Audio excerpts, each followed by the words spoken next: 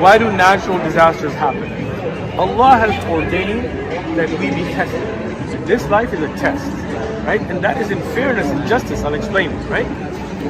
This life wasn't meant forever, right? We are just passing through a stage. We were souls, then we had a stage when we were in the womb of the mother, then we were at a stage where we are in the womb of this earth, then we will be in a stage, we'll be in the womb of the grave, and then they will be raised for the everlasting life. So this life is all tests, right? Some people get tested by wealth, like the Pharaoh, Fir'aun. He was rich and powerful, that was his test to see if he'll be just, if he'll accept the truth in wealth. Some people are tested with being poor. Some people are tested with health, by being sick. Some people are tested by strength. Let me ask you a question. The test isn't always fair. Of course it's fair. Why is it not fair? Let's say, my religious act. Don't wear a religious act, just go with it. Yeah, just go with the flow that says God is unjust, right? Of course. So let me give you an example. He does is just, right? Of course. So, do you have... Yeah, like why Of course. Let me explain it. Let me explain it. Yeah. Look, Allah, you don't have a contract with Allah that you will have wealth and health and all of that. Whatever Allah gives you is from Allah, right? You don't have a right to that, right? Yeah. And whatever Allah gives you, you will be held accountable for, right? So if somebody doesn't have eyes, He knows what he's going to give you too, right? of course, Allah knows everything, but it's your responsibility on how you will act with it. And you will be judged. Allah knows everything, but He's not forcing you to make a decision. Okay? Let me explain it, right? Take it step by step. Of course. But does that mean you didn't make the decision? No, it means that maybe Let me give you an example. We're jumping off subject. Yeah, but, nothing just. yeah. Like, But let's stick to the justice, then I'll get to Qadr. I know where you're going. Okay? For example, if somebody's born without eyes, they can't see. It seems unjust in this world, right? It seems harsh, right?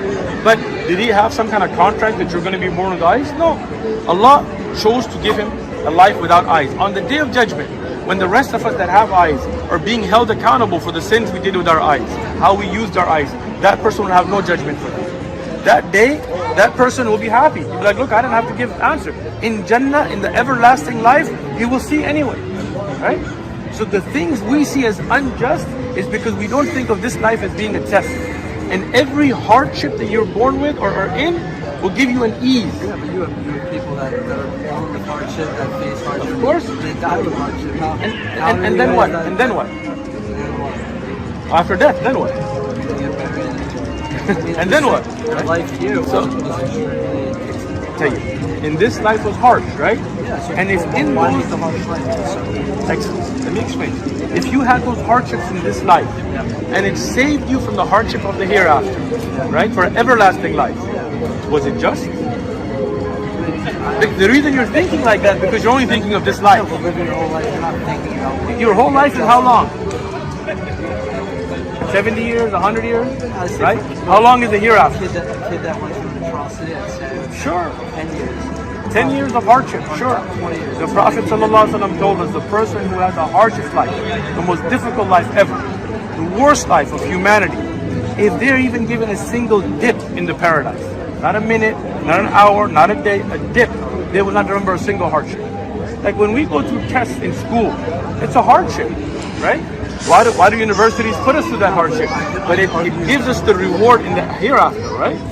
Yeah, but the reward there, it's not like someone knows for sure there's going to be a reward. We do know for sure. Haven't you read the Quran? No, but I'm saying people that have died don't know that. It's not like... What do you mean? Whether Whether they die knowing or not, you think they won't be raised on the Day of Judgment? They will be. Okay. I'm saying their life here was so much suffering. Sure.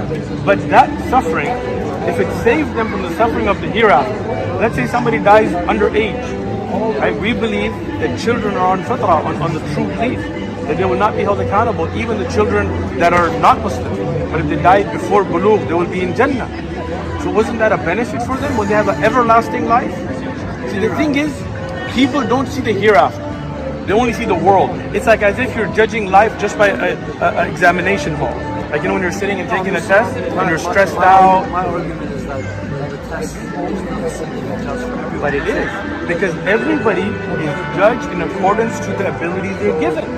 So if the judgment was the same, meaning everybody is held accountable for eyes and ears and skin, and then somebody didn't have eyes, that would not be just. But we know Allah is just.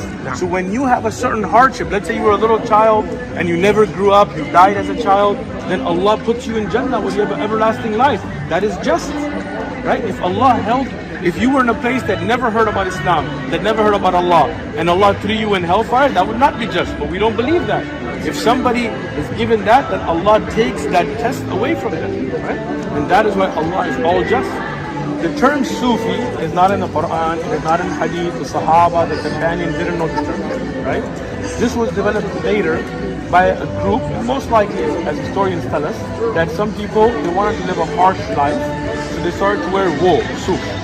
And that's where the word Sufi came from, right? But the Prophet ﷺ himself, in the Hadith of Ibn Majah, he didn't like wool, even though he worn it, because it would retain bad smell. The Prophet ﷺ didn't restrict himself to this, right?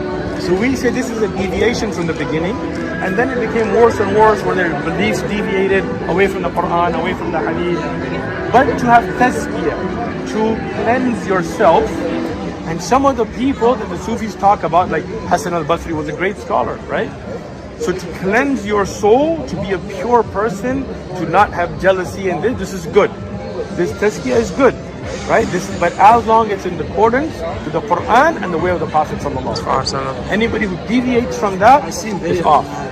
Yeah, all that dancing, jumping, backflips, and all that stuff they do, the barking, not in Islam. Is that haram too? It's haram. Every bid'ah, every innovation is a misguidance. So if you want to cleanse yourself, we have the best example, the Prophet Muhammad. Allah knows everything. Allah is so great. He knows what is, what was, what will be, what could have been, what would never have been, all of that, right? But Allah doesn't force you to make your decisions. Whatever is forced on you, you are not held accountable. Like if I'm forced with this skin color, this will not give me reward or harm. If you or you or you or you are with a different skin color, it does not make me closer or further from God. It doesn't make me better or worse, because that's something I don't have a decision. If it rains today or it doesn't rain, that's the will of Allah. I am not held accountable for that. Yeah, but you wouldn't say my Hold on, decision is part of the will of Allah. Let me get to it. Allah gives you choices, right? And you will make that choice. And you will be held accountable for your choice. Okay? Allah does not force you to make that choice. But from the greatness of Allah is that He knows what will happen. I'll give you an easy example. Okay? Let's say I time travel. Yeah. Right? And I go into the future. And I see, I'm just using an example, I don't get offended, right? I see you slap him unconscious, right? You just stepped on your toe, you were like, those are my new shoes, right? You slap him. It's a joke. That's what she wants to It's a joke. It's a joke. Right? Let's say that, right? And I come back now, right? I have seen this will happen. Did I force you to do it? You made that decision. Even if I knew, because I saw the future, doesn't mean that it wasn't your choice. So Allah knowing what you will do does not mean that you don't have choice. You have choice. You will make a choice. Allah will hold you accountable for a choice, and Allah gives you guidance to make the right choice.